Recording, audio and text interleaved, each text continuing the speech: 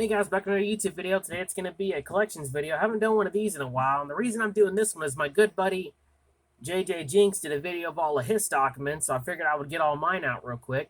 Those who know me know this is one of my favorite designs. I use one here and there, and one of my favorite brands makes one of the best ones available. So those who, again, don't know, Stockman's, the design's basically not changed, but it has a little bit over the years. Hundreds, if not thousands of companies made this design. I mean, I could just name a couple of the big brands: Camillus, Charade, Buck, Remington, Queen's Cutlery, Case Cutlery, and so many brands made this design, but the design itself basically has hardly changed. Most of the Stockmans all are the same design, where it has two blades on top, one on the bottom. And most of the original ones that were made all had a clip point blade, a sheep's foot blade, and a spay blade. Most of all the original ones all designed were like that. And certain ones had different blades and designs, but the design itself basically still remained the same. This particular one is my Queen's Cutlery one. Beautiful. This is one of the originals, not one of the Chinese they're selling at Smoky Mountain. Beautiful. Next is this one. This one's got a matte striker nail nick. This is my Imperial Frontier. Again, same design. Classic clip point with the sheep's foot and spay blade.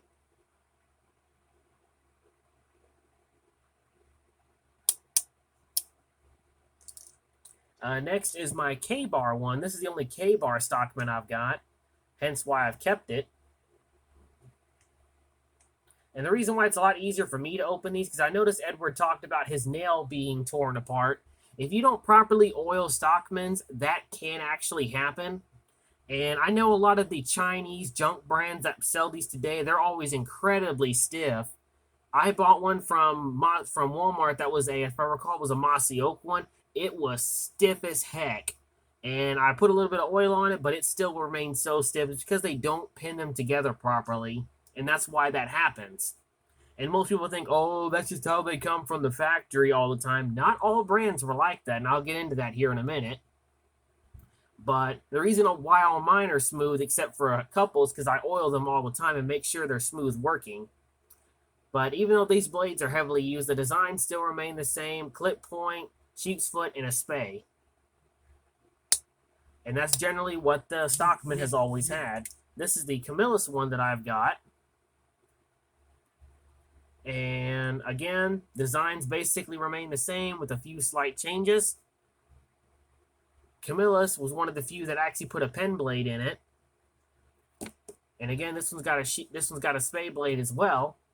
So a couple of other companies made the design a little bit different, because they wanted to make theirs stand out. And this is the large Camillus Stockman that I've got. Again, it's got a clip point, a clip point blade, a sheep's foot blade, and a spay blade. But the spay has been heavily used, so that's why it looks like that. Camillus number 89. Again, one of my favorites. This is one of my very favorites. This is my large Buck Stockman. This one is a number 307, the large Stockman. And I love the larger ones, I always have. And again, still the same original design. Clip point, sheep's foot, and a spay. Beautiful. But what Buck has done recently in these few years, they've swapped around the blades, and I will show you that right now. This is a modern Buck 301. This one is dated 2021, so it's only a year old. And what Buck has done is they've actually reversed the blades. And what I mean is this right here.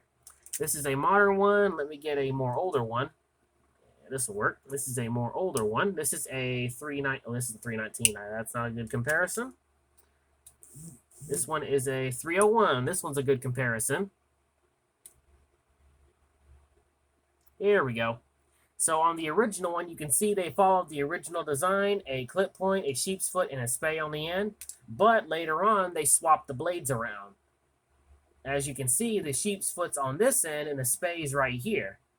And it's got the simple clip point. So that's really the only thing Buck did to kind of help make theirs stand out, is they swapped the blades around, which is not a problem. I mean, I think that's personally a lot better. And they put a better edge on the sheep's foot blade, so it's a lot easier to sharpen. And personally, the sheep's foot blade gets a lot easier to sharpen. My apologies, that is a spay, not a sheep's foot. But this blade definitely gets a lot more use than the other two, because this one's a lot easier to sharpen than most. So that's one of my beauties. That's the cherry wood. Beautiful. This one has a good story to it. Those who've been watching my channel know that I love this one. This one is my Ranger, made by Camillus. No, this one's made by Imperial, not Camillus. This one I got from my good buddy Sean. And as you can see, they kept the original design back then. A sheep's foot blade, a spay blade, and a clip point. And again, 2 blades on top, 1 on the bottom. Just your overall classic design. And that's generally what a Stockman's always had over the years. It's always had a 2 blades on top, 1 on the bottom. And this is one of the Buck versions. This is a 319, still classifies as a Stockman, because it has 2 blades on top, 1 on the bottom. But this one, again, they swapped it around. And this one has a spay blade and a corkscrew. So again, another thing Buck did to kind of help make them stand out.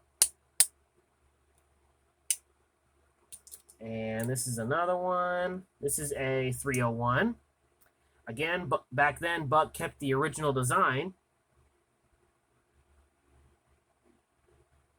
Beautiful. But I can understand they changed it because they wanted to kind of improve it a little way. And they definitely have. And this is another 301, if I remember correctly. Yes, it is. Again, they kept the original design. And this is one of the modern ones. This one I just got from the factory, if I recall, about about 2 weeks back when I first got home. And again, they swapped the design around. Put the sheep's foot blade here and the spay blade here. Let me rephrase that. I said that so wrong. I'm so sorry. The sheep's foot here and the spay here. I said that wrong. Which I think is personally fine with me, because to me that adds a little bit more flair to it. And if this one wasn't so brand new, I would so carry this one right now. And this is my Stockman Buck 701 of the 700 series. Again, they kept up the original design. Just made it a little bulkier. And this is the 301 I just showed y'all. Again, they kept the original design. It just sucks somebody to grinder that blade. Next is my Charade Old Timer Stockman. This is a model 80T. This is an original stock. This is an original Charade, not the knockoffs they're making today. Again, they kept with the original design. A clip point, a sheep's foot, and a spay. All on the right places. This is the smallest of the bunch. This is a, if I recall, this is a J.A. Hinkle's Stockman. But a very, very small one. Ugh. Same design, but very, very miniature. And this one is the most common old-timer people recognize. This is a 340T. Again, with the classic design.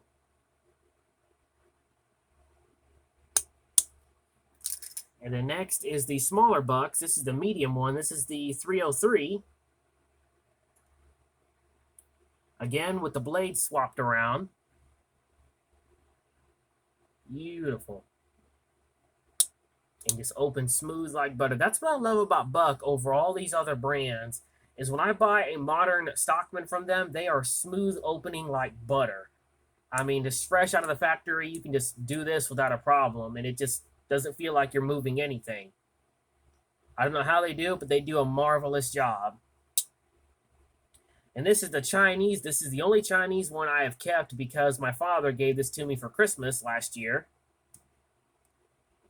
Get this open. But even with the Chinese ones, again, they've reversed it, putting the sheep's foot here and the spay here.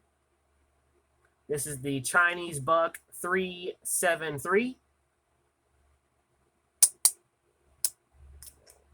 Next is the other medium-sized buck knife. This is the 303 again. And again, they swapped the blades around.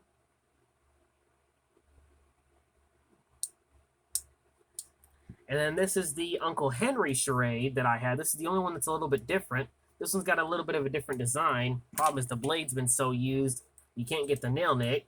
There it goes. Then the other blades aren't trouble. Again, this one had more of a, what's this type of blade called? Luckily, I got my book right here. This type of blade would have been called a, here we go. And to those who have trouble remembering the names of these blades, always get yourself a book like this. This is Knives and Razors. I use this book all the time. There it is.